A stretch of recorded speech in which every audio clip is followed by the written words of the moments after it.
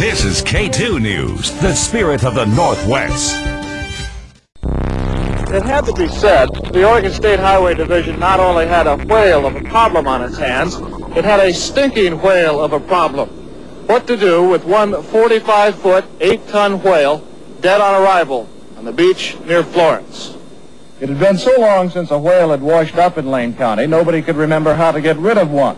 In selecting its battle plan, the Highway Division decided the carcass couldn't be buried because it might soon be uncovered. It couldn't be cut up and then buried because nobody wanted to cut it up, and it couldn't be burned. So dynamite it was, some 20 cases or a half-ton of it. The hope was that the long-dead Pacific gray whale would be almost disintegrated by the blast, and that small pieces still around after the explosion would be taken care of by seagulls and other scavengers.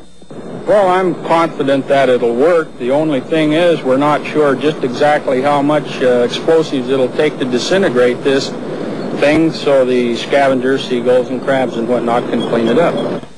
The dynamite was buried primarily on the leeward side of the big mammal, so as most of the remains would be blown toward the sea. About 75 bystanders, most of them residents who had first found the whale to be an object of curiosity before they tired of its smell, were moved back a quarter of a mile away.